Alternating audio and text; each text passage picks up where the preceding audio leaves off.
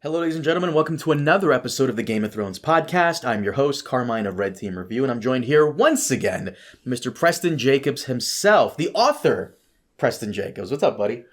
Oh, thank you very much. Thanks. This is thanks for having me on. First time, long time listener, first time guest. No, but thank you for having me on. I finally released the book. So. If anyone would like to check it out, grab it on Amazon, ebook, physical book. It's called The Dreams of Ghosts and Indians. It's on Amazon right now. I'll leave a link in the description below. How long did it take you to write that book, by the way? Off to write, probably off and on, like 6 years. It's funny because to edit and push forward things like that takes another 3 years. It was something that I had a concept for about 9 years ago, 9 or 10 years ago, and then I finally started writing, and I got I wrote the first 3 chapters, and then it sat and I didn't do anything for years, and then I came back to it, wrote a couple more chapters, and then I really needed to get motivated again. And so then in the end, I pushed out the last 3 to finish it up. It was not all at once. It was in these chunks. I got busy, keep in mind that in this period of time, I got married, had 2 kids, moved to Germany, back to America, to Taiwan, back to America, to the Dominican Republic. A lot of things happened in this period of time. So the reason I ask is because on your YouTube Wikipedia page, yes, a lot of YouTubers have their own youtube.fandom.com/wiki/Preston Jacobs. It said here that you're doing your book, and it's been there for a very long time. So I'm like, how long? How long has How long? Way too long, considering the book isn't even that long. way too long. It's just that when you have the channel and you have life and you have keep in mind I have a full-time job. Well, most of the time I have a full-time job, and then I do have a family, and then I have the channel, and these things eat up a lot of time. Of course. And then having this other thing. You gotta dedicate time to it, and it's really tough. But it's finally done. It's finally off my back. Kong is dead. But yeah, and then just having it done, and then dealing with cover art, and then figuring out how to put it out, and the websites for publishing and things like that. So there's a lot of things that go into it. It's really quite frustrating, but when you do it all by yourself, I'm sure if you have an editor and you have a publisher or whatever, they hold your hand. I imagine that's their role, but when you do it all yourself, it's kind of hard. Well, congratulations on that again, guys. I'll leave a link in the description below. By the way, I would do the normal intro about the podcast being available on SoundCloud, iTunes, all that stuff, but for a hot minute, it has not been available on SoundCloud and a few other places because I am restructuring how that works. So for the time being, we are not on SoundCloud, iTunes, all that stuff. We're on YouTube and, of course, Patreon. So sorry about that, but I will get everything back on schedule. We are here today to talk about some House of Le Dragoon Season 3 news. Turns out House of the Dragon, they had their own For Your Consideration panel, the Emmys thing. And the first thing we need to get out of the way is that... Now, this keep in mind, they purposely delay the season so that they could be part of this Emmy season rather than last year's Emmy season? I think it's something like that. It's something like that they purposely wanted to be part of this Emmy season for less competition and things like that. They're totally not going to win. I wouldn't even put House of the Dragon in. I don't even think I put House of the Dragon Season 2 in my top 5. So it's not going to happen. Compare it to Shogun. Shogun. If they beat out Shogun for anything, I'm just going to be what am I watching? I don't watch. The first thing we got to get this out of the way is that George was on the first panel. He was not on this one. Now, you saw my video, and you know that George was at the premiere of The Lost Lands of Resident Evil 7. it kind of did look like that. And dude, did you real quick in The Lost Lands? Did you see the reviews for this? Oh my god, they can't. I doubt they're very good. 16% on Rotten Tomatoes. IGN gave it a 4 out of 10. Why is Paul W.S. Anderson still getting work? I don't understand. Like, who is hiring this man? I think he has a particular audience, and I think he keeps within his budget. So he does low budget movies that pull money. And they're not looking for super quality. This is sort of like slasher flicks. Like everybody's like, why were these slasher flicks made? And slasher flicks are made because they're super cheap. You get no-name actors, right? Nobody is saying, let's go see Friday the 13th, like part 7, because it's starring X. Like no one knows. Like, can you name any actor that was in Final Destination? But the Final Destination films. William Scott was in the first one. He's the guy that played Stifler in American Pie. Right, but it's always before they're famous, right? This is why like Jennifer Aniston was in Leprechaun, or Kristen Glover was in Friday the 13th Part 3. It's like before they're famous, like they can go, but they're never famous like at the time of the movie, right? I see what you're saying. It's just, whenever I see Paul W.S. Anderson and Mila Jovovich is usually in it, I'm immediately like, it's going to suck. It's not going to be good. Why are we wasting our time? No, of course not. I mean, I've somehow, for some reason, seen at least the first 3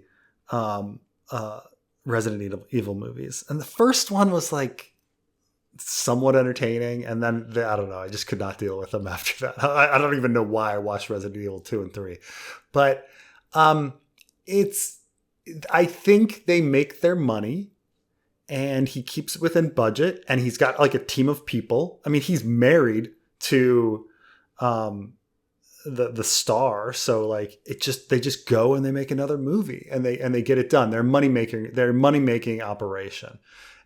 What's profitable is not necessarily what's good art. I mean, look at Transformers movies, So George wasn't at the panel because he was in the premiere of In the Lost Lands. I personally think that he could have rescheduled that premiere, but that's just me. So here we are. No George. It's just like, oh God, like In the Lost Lands, like, I mean, I suppose if someone said to me, like, okay, I want to take your book and I want to turn it into a Resident Evil movie. And I'm just like, how much money are you paying me? Like, it's like one of those situations. I mean, In the Lost Lands is this forgotten short story of his from literally over 40 years ago. So it's a dusty old forgotten short story. And then they're like, okay, we're going to take your name, and we're going to make a Resident Evil movie, and we're going to slap George R.R. Martin on it, and we're going to pay you, a cut, and people are going to go see it because it's got George R.R. Martin in a Resident Evil movie. And that's it. I kind of feel bad because whenever you see George R.R. Martin slapped on something that's not House of the Dragon or Game of Thrones, is it going to be any good? Because a good chunk of the stuff that's been adapted with his name on it has kind of sucked. Night Flyers, wasn't that good? I think the Night Flyers series on Sci-Fi Channel, for a sci-fi original series, it was pretty good.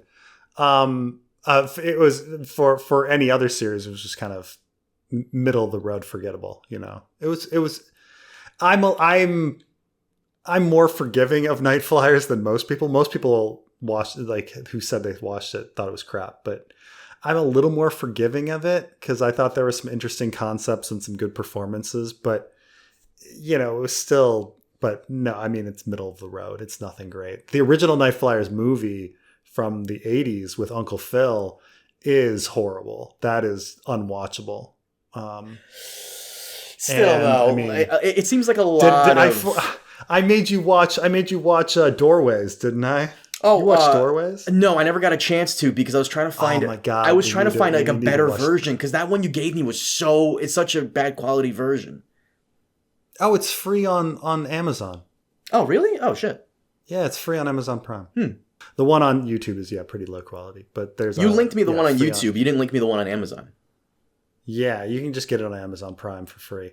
But or at least it was 1 year ago when we watched it. You, me, and Trey need to talk about it. Trey watched it. And he was like, "Wow, what a little stinker." But yeah, I don't know. It makes you really appreciate people like D&D and even Ryan Condal for how they handle the material, because you have to have some sort of talent in producing and handling everything and juggling everything, and then dealing with the nuance of George R. Martin's work. That's a whole skill in and of itself. So I don't know. Well, regardless of that, that's the reason why George was not at the panel, was because he was at the premiere of that. And during the panel, we had some... I mean, sure, there's contractual obligations. I'm sure he had to be. That's a fair point. I'm going to chalk it up to the feud. Even if he didn't have contractual... I don't think he's going to go regardless, because that would be so fucking awkward. He wrote a whole blog post that the entire internet covered about how Ryan Condal kind of sucks. Yeah, and yeah, and I go and I defend Ryan Condal and I get in trouble with the fandom. Everyone's angry at me over that episode we did. But you're saying maybe he purposely scheduled it because he didn't want to look like he was going to opt out. We'll see. I'll give you this. I'm going to give it a month. If he talks about the panel, okay. If he mentions Condal, okay. But we'll see if he even does that. He hasn't even spoke. He haven't even neither he nor his minions. I'm looking on Not a Blog right now. Neither he nor his minions have even talked about the premiere of In the Lost Land. Have said his name. Have spoken his name. His name. It's damn name. You're saying it's like damn name memoria. Like he's just like like the Soviet Union when they just like erase people from photos and stuff. Well, that was a while ago. So, but he hasn't even blogged about, or either of his minions have blogged about In the Lost Lands premiere, which I'm sure he will. But if he mentions the Emmys panel, which he might, we'll see if he mentions Condal, because it seems like he's going out of his way not to mention Condal. Whatever. At the panel, Condal did say that they have begun writing. I'm going to read the quote here. The writing for season 3 is essentially done, and we start filming in a couple of weeks. As the actors embody the characters, it actually becomes much easier to write in a more interesting way, because you get to know everybody really well. For season 3, there's much more shape and depth to it right out of the gate, because you're writing for people you know, as opposed in season 1, when you didn't know the actors yet.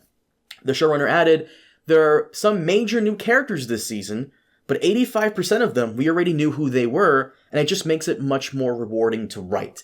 Now, someone was arguing with me in my comments section about this, because there's two ways you can read it. The first way being how there are some new characters, but only 15% of the characters overall for season 3 are new. 85 are the ones we already know. The way I read it is that of the new characters, 85% of them have been name dropped and we know of them, but 15 are completely brand new. 15% are completely brand new. That's how I read it. I'm sure other people have read it a different way. Read it to me again. I have this thing. I think he's saying that 15% of the characters are new. So here, I'll write it down here. Just read the quote. I just wrote it down here on Discord. There are some major new characters this season, but 85% of them, we already knew who they were. It just makes it more rewarding to write. There's some ambiguity about what them is. Right. So he says, but 85% of them.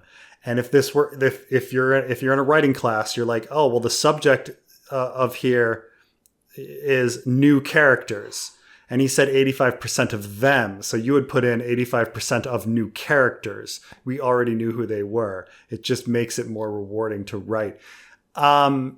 I don't think it's that. I think he's saying characters. In general.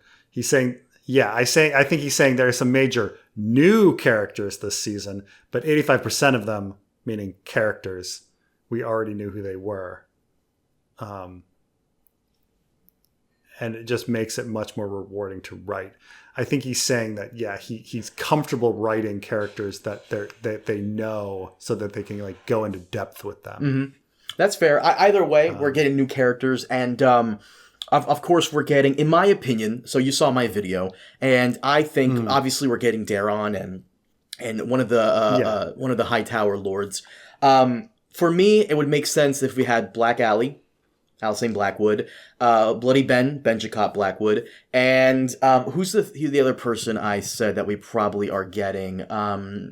Well, I just did the video. I already forgot. I just did the video. I already forgot. I said, 1 second. Let me go back to my script here. I just did the video. Black Alley, Bloody Ben, and we'll probably... Oh, never mind. Yeah, I got them all. And we'll probably get like a lord or a soldier from the Hightower camp to interact with Daron. Who do you think we're getting? Because I want Greyjoy, but we're probably not getting the Red Kraken. Oh, Dalton Greyjoy? Yeah, we're probably not getting him. I'm assuming because the Riverlands were such a big thing, and we see the Lannisters on the march in Season 2, we're probably going to get Black Aly and Bloody Ben, maybe the rest of the lads, because we already had Oscar Tully on screen, so why not have the rest of them? But anybody else, I feel like we'd be stuffing in characters. I mean, it's a very, the Greyjoy thing is a very funny thing, because I understand why you could name drop him, but then put off. So like what's going on? So like, Dalton Greyjoy doesn't come in until pretty much the war is over, right? And then there's like an issue over Fair Isle near, like pretty much when the war is over as an afterthought. Mm-hmm. Am I remembering this correctly? Probably. It's been so long since we went over Fire and Blood, but you're probably right. Yeah. And so it's if you're going to get into somebody that's at the end of the story like that, you're essentially saying, actually, I think House of the Dragon is going 5 seasons, and we're going to deal with like the Regency events, which I don't know if that's going to be. I mean, looking at things now, I don't know. Do you think four seasons, stretch things out to 5 seasons? We don't know what they're going to do yet, because again, it could just be an anthology thing. So we could cover, like, in quick succession, some Targaryen kings until we reach eventually to the Night of the Seven Kingdoms era, where, you know, they could decide to do that. It would be kind of... I mean, I'll take it either way. If they want to end it at season 4, okay, fine. If they want to continue on, I'm curious to see how they would do it. But again, nothing major comes down after the Dance of the Dragons, so it'd be a lot of, like, minor conflicts in comparison. Right. But I can see them sitting there with Dalton being like, let's keep it in our pocket, and then we can introduce him later or something. They name dropped him at least twice in season 2, so might as well. Yeah. I mean, if you remember with Game of Thrones, they delayed the Ironborn story as well, and we all thought that Euron wasn't going to appear, and then he appears late. You know, so. True. You know, you can delay these stories, you know. True. I would not recommend them delaying the stories, but whatever. I either mention him and maybe have a small scene with him, or don't do it at all, but that's just me. What other new characters are you expecting? Because we're not getting Nettles. That's just not happening. I know. It's just not happening. It's so sad. Let me think. Okay, so... Ormond, have we met Ormond Hightower? I feel like we did. We met one of the Hightowers. We might be getting Ormond in the show. Let me see real quick. Portrayed by James Norton. Oh, I think he's coming in for season 3. Yeah. So okay. So we're getting Ormond Hightower. We're getting Daron. Then there might be some other people in that camp that we're going to get to know, like Beesbury, there's a Beesbury, a Tarly, like a Costain, right? Like we're going to, and these characters leading up to the Tumbleton stuff, you kind of want to get to know that camp pretty well. I think we've already been introduced to some of the so you were talking about how there's supposed to be 4 major events that are occurring next season. Yes, four major there's only events. 8. Mm-hmm. So the first has to be the Battle of the Gullet, and we're set up for that. We've got Lannister coming back with his love interest on ship. We saw that at the end. Then we also saw the Starks coming down, passing the twins, and the Lannisters coming over. So that means we have to be getting fish feed. So fish feed has to be number 2.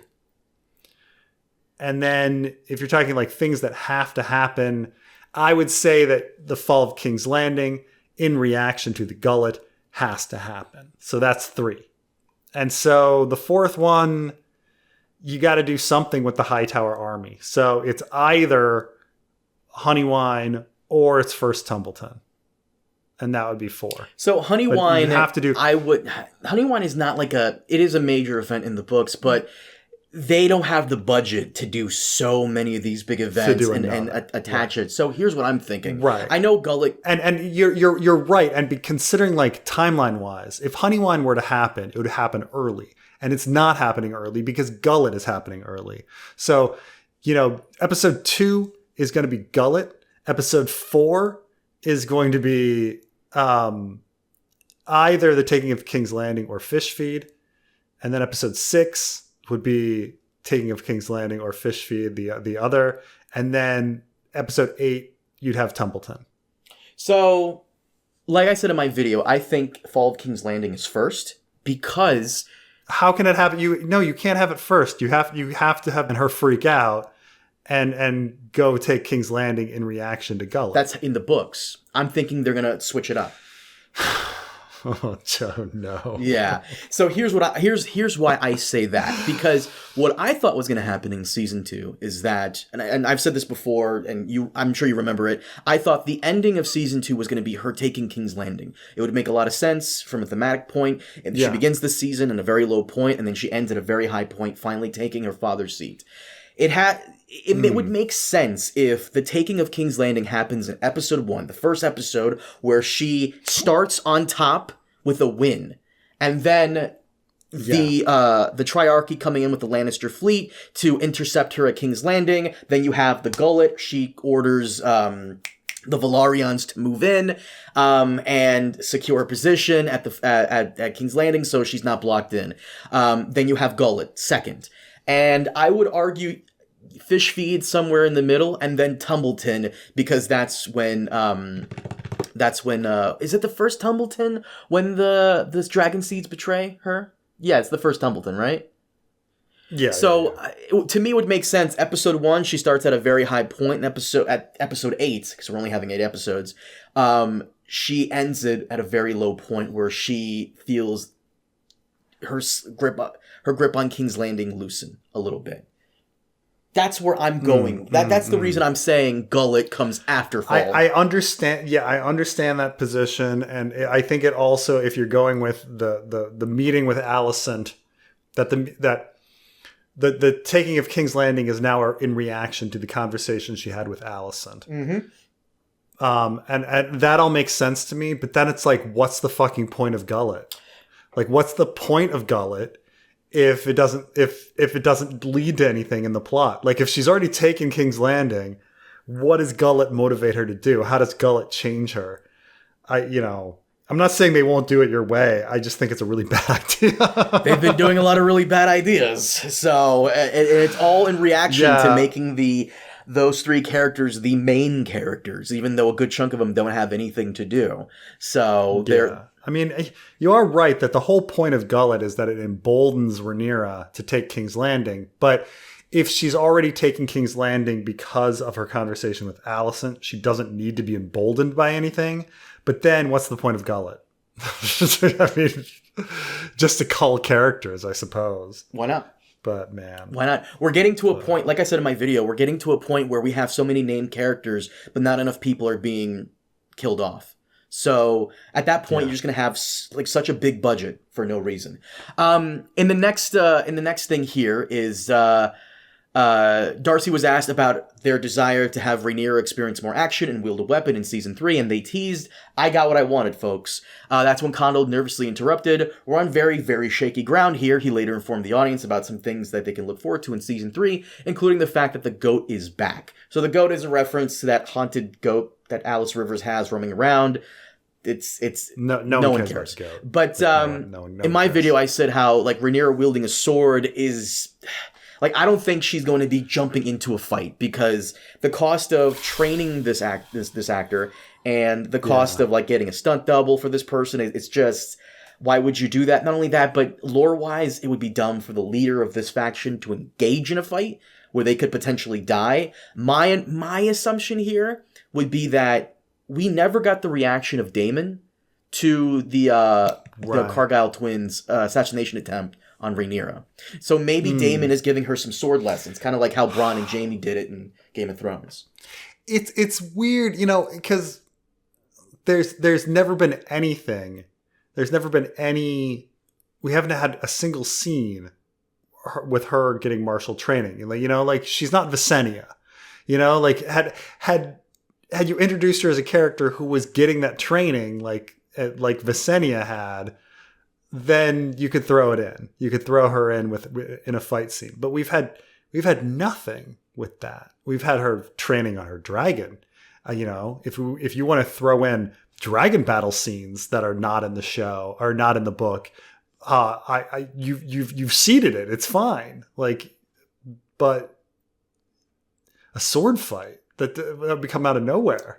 Like I said, I doubt it's happening. Again, I think it's another excuse to give a Rhaenyra and Daemon a bonding thing. I mean, okay, let's say we're in Game of Thrones season 7, and your boy Littlefinger all of a sudden is attacked by somebody and then pulls out a sword and just starts fucking, and is in the middle of a sword fight scene. How would you feel about that? Having not a single training scene or anything before with Littlefinger. I mean, I guess we know about the duel that he had when he was young. We know about the duel. It would be so out of left field if it was revealed that he's been training secretly behind closed door, and all of a sudden and he was really good at fighting. Really good at fighting. Yeah. I mean, Littlefinger has always been a character that keeps his cards close to the chest. So, well, that's maybe Littlefinger, because Littlefinger's secretive. Yeah. It that maybe would be if a bad it was choice. Sansa, then that would be some bullshit. Yeah, but I'm trying to pick a male character so that we can try to divorce the sexism from it. Okay, so I'm right. I'm trying to pick a non like Varys. Well, again, it's a secretive character, so you have no idea what Varys is doing. So most of the male characters are all fighters, with the exception of Samwell Tarly. Sam the Slayer. Yeah, Sam Tarly. Hot Pie. There you go. There's one. You'd be like, all of a sudden he's a good fighter. You're like, where did that come from? How did that happen? What's Davos? Well, that was. Oh, you know what they did do? Okay. I mean, Gendry was never a fighter, and they had him suddenly with a fucking hammer, and going into battle.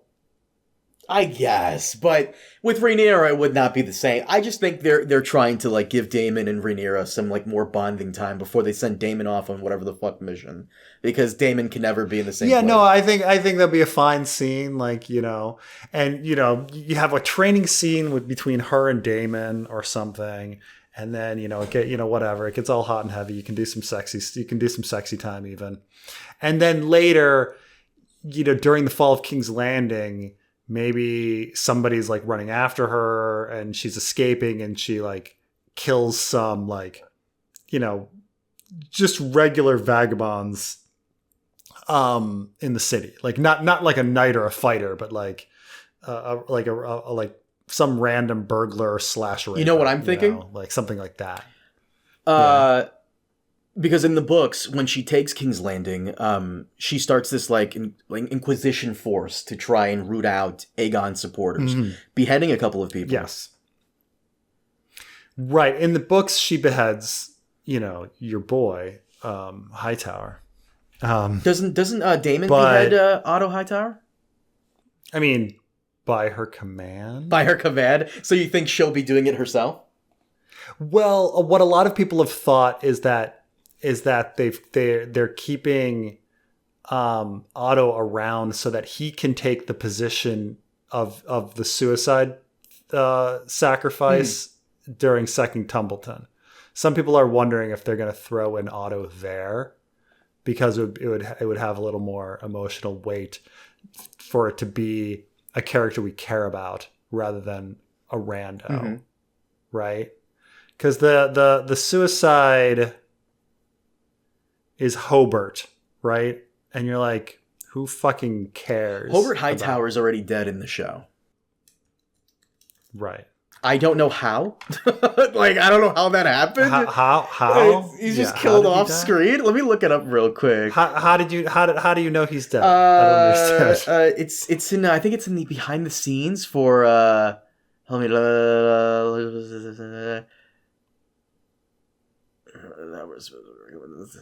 it just says it here. Like it happened in A Son for a Son that Ormond succeeded Hobart Hightower.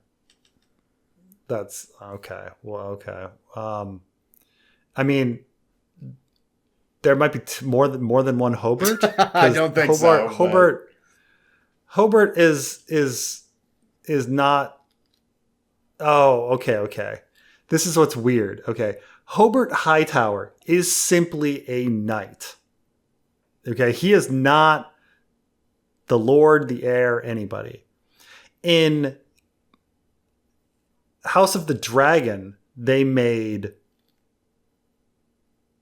the Hobart Hightower Otto's brother. Did they do that? I'm pretty sure he was brother. Yeah, second, because Daemon calls Otto a second son.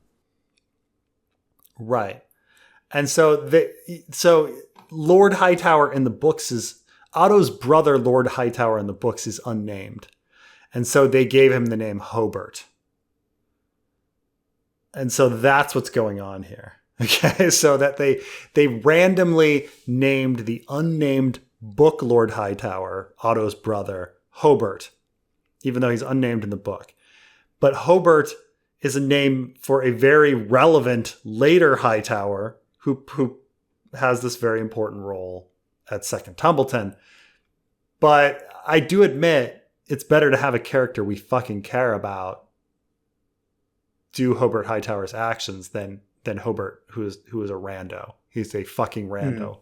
Like, why should I care that Hobart Hightower does this incredible sacrifice? Right. So I do admit that if you keep Otto alive and have him do that, that's might be better, than simply Rhaenyra taking King's Landing and killing him. By the way, Rhaenyra taking King's Landing is going to give us the first time in a very long time that all three characters of adult age, not first time, second time, all three characters of adult age are in a room together, the three main characters. Because as you'll recall in Ryan Condal's podcast that he did months ago, in preparation for George's Toxic Butterflies blog post, where Ryan Condal says the reason why Nettles was removed, one of them is because he wants to focus on this family story and the three main characters being Rhaenyra, Daemon, and Alicent. You mentioned sexy time. I'm wondering, because that whole side plot of Rhaenyra being jealous about maybe Daemon cheating on her with someone else, I wonder if Alicent will be getting that storyline, because wasn't it a thing that George originally did where Daemon and Alicent had a thing briefly? Yes. In the original story, the Rogue Prince, Otto hates Daemon because it's rumored that Daemon took Alicent's maidenhead. That was removed. Yeah. So So in I was removed for Fire. So and in Blood. Fire and Blood, there's a story about how Rhaenyra suspects Daemon and Nettles might be doing something, and she's super jealous about that. So I wonder if there might be something going on between Daemon and Alicent. Complete speculation on my part. Just wondering if, like, because they need Alicent to do something, and what if Daemon is her and Daemon, I don't know. Daemon swears his loyalty up and down at that very last episode, so possibly not. Yeah, but yeah. I'm wondering what they're gonna do with these three characters together in the same place, because they haven't been together in the same place for quite some time. Last time is when Viserys was king. Now Rhaenyra is calling the shots. So I was about to be like, that doesn't seem like those characters. And I'm like, nah, all of these characters suck. So. I'm reminded. Have you ever? You're way too young, and I doubt you've seen this. But have you ever seen the movie St. Elmo's Fire? Why does that sound so? Is Charlie Sheen in it? No, but Charlie Sheen's brother Emilio. That's Estevez, who I was thinking of. St. Elmo's Fire. I've never seen it, but I've heard of it. So St. Elmo's Fire has a lot of the characters from the Brat Pack. Like it's got Ali Sheedy and Judd Nelson. Judd Nelson is in it. It's got Demi Moore. It's got Emilio Estevez. It's got Rob Lowe. And it's very well produced. It's very well acted, and it is a horrible, horrible movie. It is just the worst because every character in the movie is just despicable. Oh. You're just like, oh my, and so unlikable. And you're just like, oh my God, like you guys are the worst. You're all the fucking worst.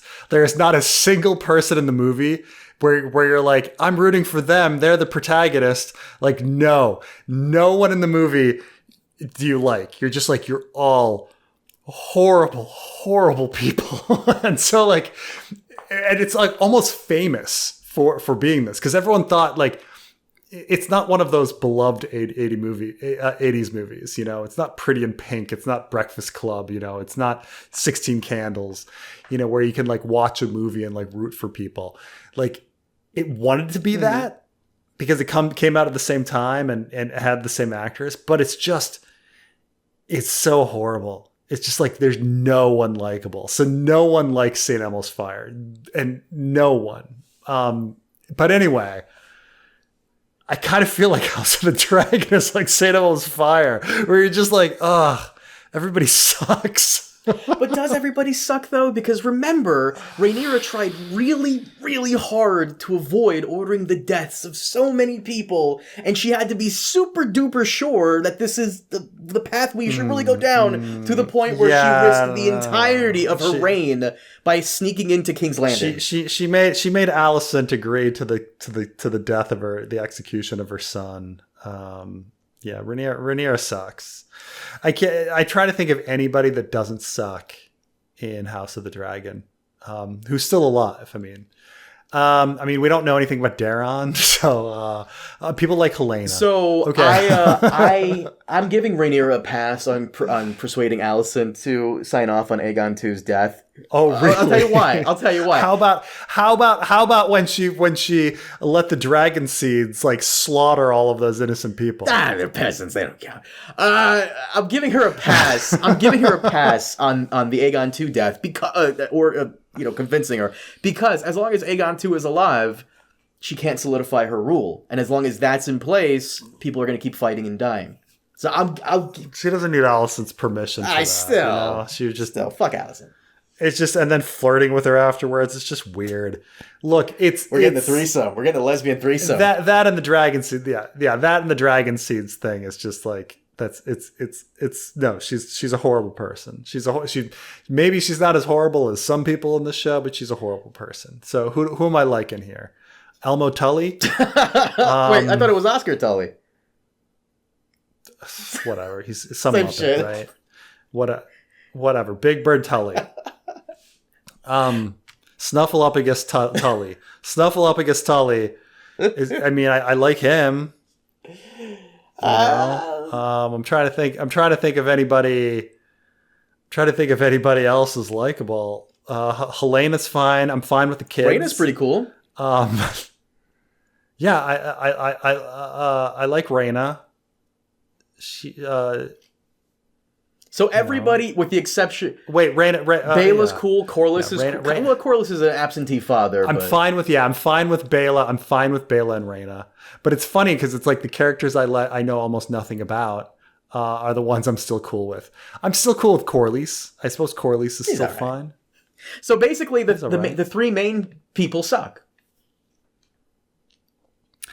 And Otto sucks. Yeah. And and Kristen Cole sucks. So most of the Greens, with the exception of Helena.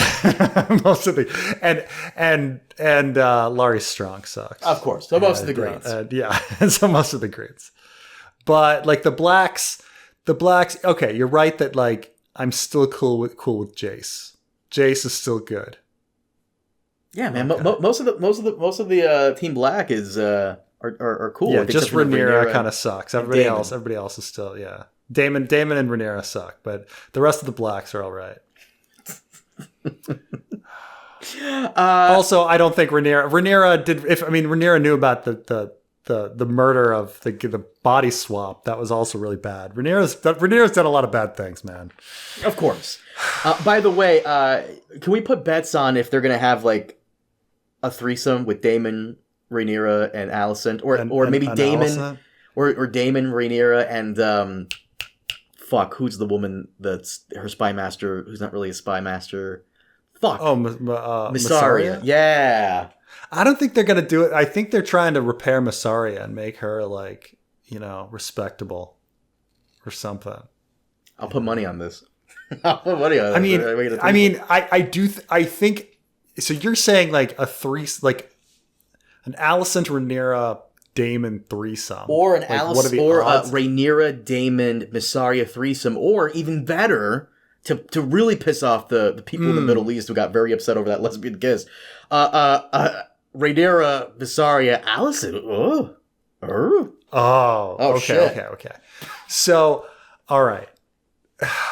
Here's the thing. Okay, I think that it's possible that one of those threesomes is possible. I think the odds are against it, so I'm going to give you 10-1 odds. So, if one of those threesomes happen, what do I have to? What do you get? You get I don't know, like a signed copy. I get the book. okay. I don't know. I will make a praise video of like saying that you called it. Called it one of the threesomes, And then if you don't, we don't have to make a whole video because it's long shot. But at one point during a stream, I'll just be like, Carmine was wrong. Wah wah. And that's it. So I'm assuming pretty low stakes here, but I'm assuming. But no, continuing on here, Condal says season 2 is huge. Season 3 is huger in many ways. Okay. There are, by my quick count and stage, 4 major events which we covered. This really exciting scope and scale. The things we're building on mind-blowing, and what I'm most excited for him is here. So this is the thing that some people are a little confused on. He says here, I'm most excited about from a dramatic perspective is that we got to have a little fun this season, and there's a conceptual episode, meaning that it isn't in the traditional vernacular of what we've laid out as a structure of a House of the Dragon episode. It's very character-driven. I think it's really great, and I'm really excited to see it rendered. So the way I took that is that this is going to be a very different episode where it's like one character is going to be front and center. I'm assuming it's going to be Daeron. Because, like I said in my video, they have to explain where he's been, why almost no one ever mentions him, and his reactions to his dad dying. Because we know everyone's reactions, we know how everyone feels about this, and this. We don't know anything about Daeron, with the exception of the color of his dragon, which we saw at the very end of season 2. Yeah. So if they do not, and I likened it to one of your favorite episodes to Westworld, the Akecheta episode, Kitsia. Mm-hmm. Yeah. So I would be completely okay with a House of the Dragon episode focusing solely on Daeron and where he's been, what he's about, and all that stuff. I would be cool with that. Yeah, I mean, I think that's a very good idea. The Akecheta episode, which I mean, I do admit the Akecheta episode I thought was pretty good, and then they went and they tried to fill all of the plot holes with regards to Ghost Nation from Westworld in that episode. And I was like, well, it's like, good effort, guys, good effort. I mean, it was well acted. I did like that. I did like the unusual focus on this other character. I think it's a smart idea, considering that we have to catch the audience up to Daron. So, like, having a whole episode just being about him, maybe have flashbacks of his life, learning about him from his perspective might be good. But, that might be too smart. Like they might be doing something completely different. Maybe they're going to do something from the perspective of one of the dragons in the dragon pit, and it's going to be like, or something like that. What a waste of fucking time that would be. Holy shit. What a waste of time. Would be cool. Or like some random peasant in King's Landing God. Whose life is now different now that Rhaenyra has taken King's Landing or something. That would be interesting if we had 10 episodes this season, but we don't. We have 8, and we're probably going to have 8 for season 4 as well. So 16, and all of the episodes are very precious. You're going to waste precious time. You could, sure, but all the arguments you gave for Daron can be made for Rhaena and Baela. That we don't know fuck shit about them, and they could also deserve an episode each. I guess. So. I guess. I wonder what they're going to do without Nettles. It's going to be Rhaena, and she's going to have this cool looking dragon. Her dragon probably looks one of the like one of the most coolest dragons so far, other than Caraxes.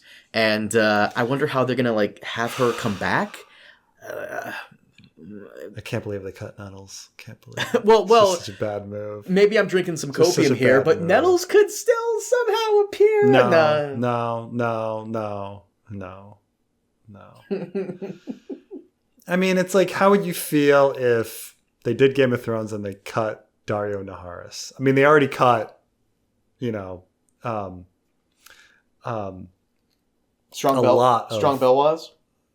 Belwas, Reznak. They cut a lot of colorful characters from Slaver's Bay. Slaver's Bay in the show was infinitely less colorful and interesting than, no Skahas, no Reznak, no Strong Belwas. So it was just not a colorful place. To be fair to Dave and Dan, George probably doesn't know what he wants to do with the Myronese plot. So you're absolutely right, but I think he doesn't know what he's. But that was the balance, right? Like George is like, I don't know what I want to do here, but I'm going to make it interesting. So, okay. And the rest of the article is just basically Olivia Cook and Emma Darcy, talking about their characters.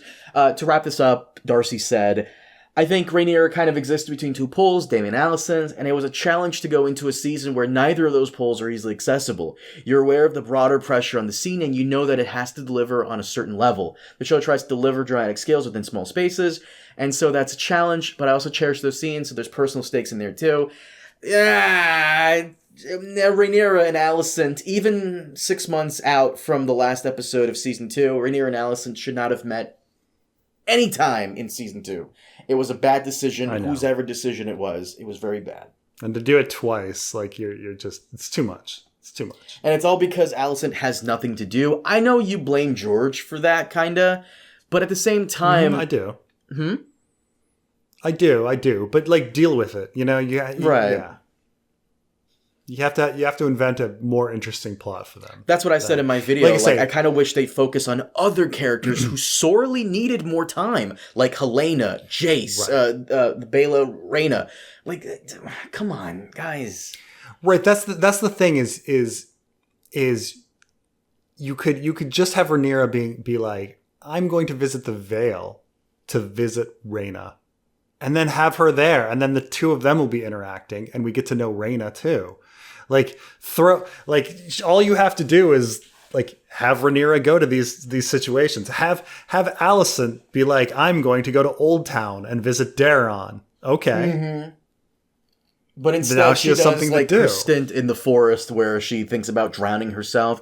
Honestly, I would have loved if Thailand had an entire arc this season of him getting to Essos and him doing all of these trials to try and get the support of the Triarchy. And most of it is just them fucking with him. Oh yeah, the whole season would have been great. That would have been if it was a little bit hilarious. The whole season. Yeah. Like House of the Would have been the whole Dragon season. is a very humorless piece of Game of Thrones. It really is. There's almost no jokes, there's almost no fun to be had. It's very depressing. Almost every episode you're like, oh shit, that sucks for a lot of people. I think this is why people actually liked Aegon II, you know, even though he's a horrible person, is that he has some like humor to him.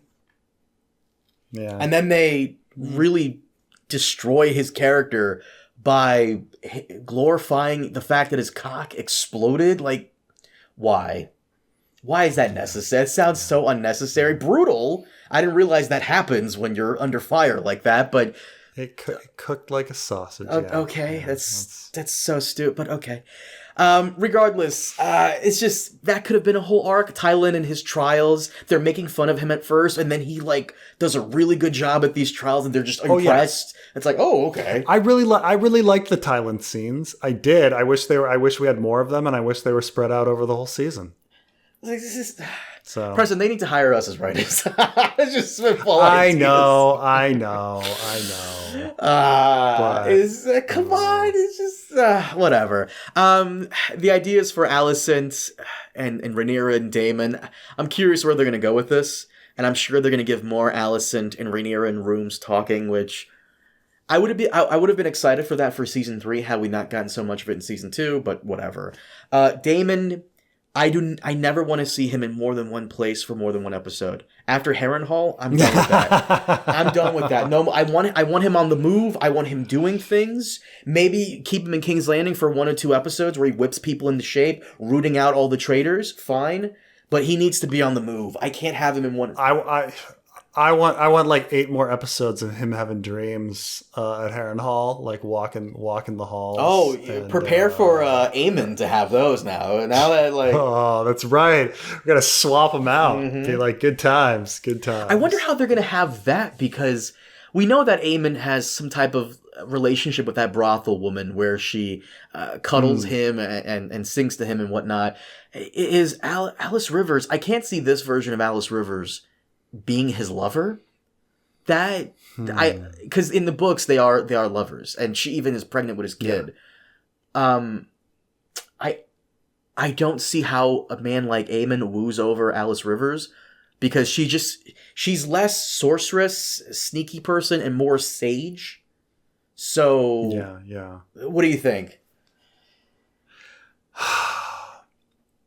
I mean, it's funny because they establish her now as like a hero at the end, right? That she's trying to make Daemon see what's happening with the White Walkers and everything. So she's like very justified in what she's doing, that she's trying to stop the end of the world. And so now, like, there's nothing really dark or evil about her. I'm just like, oh right, no, she's tapped into visions of the future, so I guess she's all right, right? She's somewhat connected to the Green Men and somewhat connected to the Three-Eyed Raven. Like, there's just, again, she's not as sinister and a mistress as she is in the books. She's more of a sage, if you will. Like, she has access to these powers. Maybe she can warg. Who knows? Right. The only evil thing she does is, maybe she murders Tully. Oh, that's right. Yeah. Well, I mean, maybe that's about it. Maybe he was suffering, and she put him out of his misery. Whatever. That's true. But yeah, no, season 3. I'm excited to see where they're going to go with it. I hated the second half of season 2. Looking back on it now, just so many bad decisions. But going forward, they could salvage it. You don't think so? Everything's salvageable. May I remind you that you said that after watching season 2, episode 8, it's done. They can't salvage this. You did say that, so you've changed your mind on this. Oh, did I? You did. When we saw the leaks. Oh. because of the prophecy thing Yeah. and Daemon and everything. Yeah, no, you're right. This is not salvageable. I stand by that. Stand by that? I think they could salvage it. Maybe. I mean, it's just the fucking dagger. I'm just, oh man, I just so hope that the dagger appears in Dunk and Egg. I'm just so ready for the dagger in Dunk and Egg. That Arryn's got the dagger, and that it's going to be the thing that he's using to threaten Tansel Toothall. Threaten Tansel Toothall. Yeah, I'm just so fucking ready. It's gonna be so. The dagger, the journey of the dagger. Anyways, the journey of the dagger. Daggers all the way down. We've gone on for too long. Press, is there anything else you think we should talk about before the end here? No, I think we got it. I think this will come up plenty. We'll be talking plenty about this in the future. So anything that we missed, next big article, we'll talk about it then. The next couple of months is going to be crucial because all the spy people are going to be looking for signs of filming and seeing who they can see. Remember when we thought we saw Nettles at the dragon meeting thing, and turns out it's just some random woman. Just a random person. Not even a woman, it's just a guy. Yeah. It's just like just a guy. Yeah, that's fine. Preston, do you mind if we wrap it up here? Sounds good. Guys, thank you so much for joining us. As always, we'll see you all next time. Have a good one.